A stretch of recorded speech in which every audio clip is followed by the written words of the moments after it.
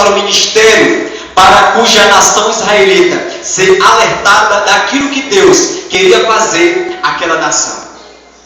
O profeta Isaías não era um homem comum, não era somente profeta, mas Isaías ele era também estadista.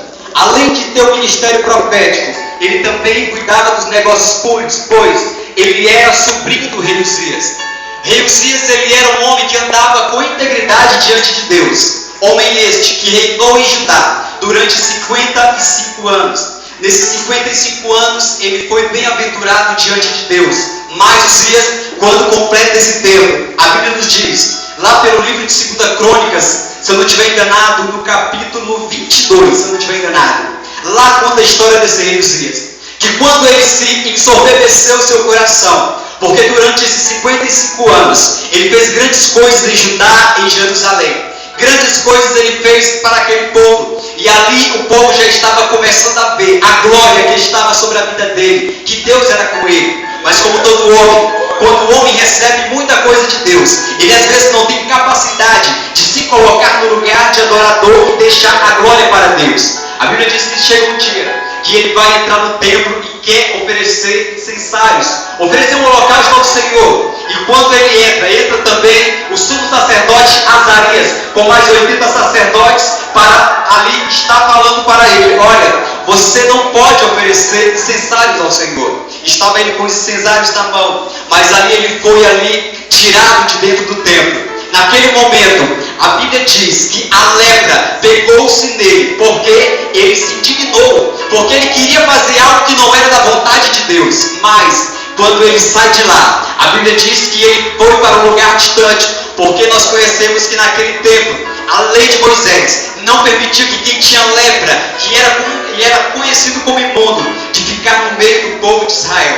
Foi agora para longe, e agora está lá Isaías. Isaías que quando profetizava até o capítulo 5, ele dizia, ai de ti Israel, que vem perecendo diante do Senhor, ai de ti que vem cometendo um pecado atrás do outro. Mas agora ele se vê destituído da sua glória, porque agora quando ele levantava o dedo, ele tinha medo do povo de Israel se levantar contra ele e matá-lo, porque ele tinha aquele medo, porque ele era protegido pelo rei Uzias. Às vezes, aquele povo, às vezes queriam até pegar Isaías, porque aquela profecia doía. O homem não gosta de ser exortado, o homem não gosta de ser chamado a atenção mesmo por Deus.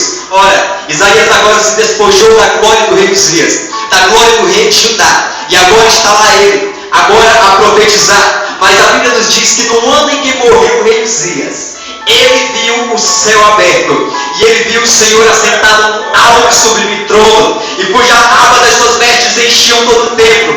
E a Bíblia nos diz que haviam ali sobre Deus serafins, e cada um havia com ele 6 asas, com 2 cobriam os pés, com 2 cobriam os olhos e com 2 voavam. E uns clamavam com os outros, Santo, Santo, Santo é o Senhor dos exércitos, e a terra está cheia da sua glória. Aleluia! O homem que agora estava ali percebendo que quem protegia ele e quem livrava ele dali dos israelitas de pegar ele e fazer algum mal, não era o rei Uzias, mas sim o próprio Deus que cuidava dele. Não era o homem que cuidava dele, mas o próprio Deus. E nesse chamado Deus está falando, Isaías, eu tenho um chamado particular para ti. Isaías, eu tenho uma chamada diferente.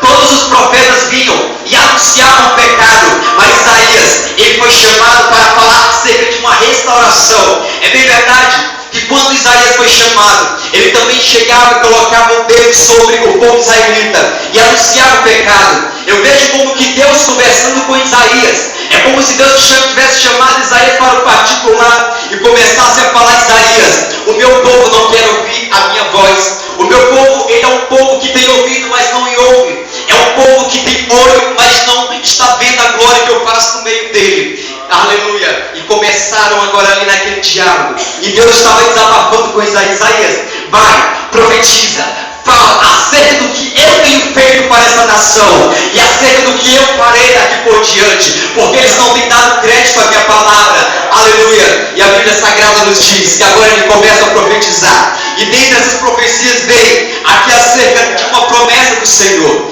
Ele como profecia sobre o Messias que viria à terra, aquele cuja restauraria uma aliança que homem não pôde restaurar, homem não pôde se colocar de pé, mas diante de Deus ali manter-se eternamente, Adão e Eva, o homem não conseguia mais se colocar diante de Deus como amigo. Senhor, glória a Deus.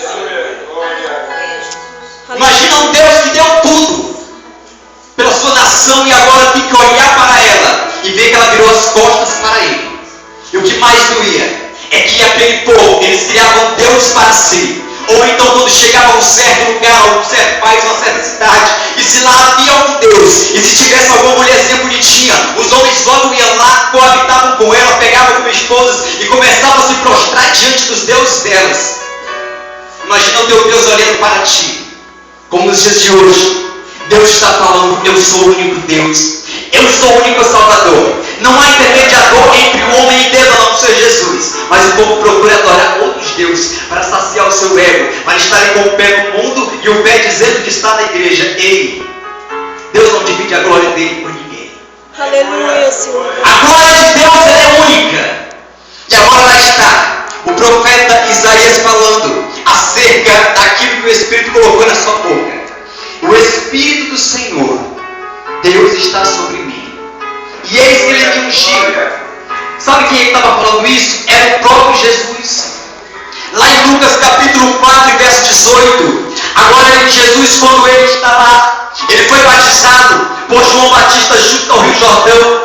Foi ali batizado com o Espírito Santo. Foi para o deserto, passou 40 dias, 40 noites jejuando, pagando o preço pela humanidade. Foi ali agora voltando após ser tentado por Satanás. E a Bíblia nos diz que agora esse Jesus, que acerca dessa profecia, acerca de ser o Messias de Deus, aquele que viria para restaurar a paz, para restaurar a aliança do homem, a aliança de Israel para com Deus, está lá, agora entrando numa sinagoga. E quando ele entra na sinagoga em um dia de sábado, como era de costume, porque hoje nós temos a Bíblia, todos os dias que nós queremos ouvir, ver a palavra de Deus, nós vamos num DVD de pregação, nós vamos na Bíblia Sagrada, nós vamos em uma rádio, nós vamos em algum lugar e ver a mensagem de Deus. Mas naquele tempo era somente aos sábados, era mais difícil, era mais travado. É bem verdade que naquele tempo, quando Jesus veio, já havia 400 anos de silêncio de Deus para com Israel. Era um tempo em que Israel clamava, mas Deus não respondia. Aí eu me lembro do que Isaías fala lá no capítulo 59, verso 1 e 2. Certamente que a mão do Senhor não está encolhida para que não possa nos alcançar, e nem seu ouvido está altivo para que não possa nos ouvir. Aí o verso 2 vem dizendo, mas os vossos pecados, ele fala de Israel, estão causando uma dissensão entre vós e Deus, uma separação.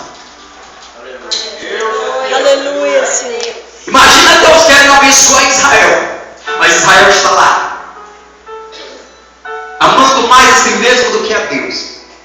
Aí chega um homem diferente,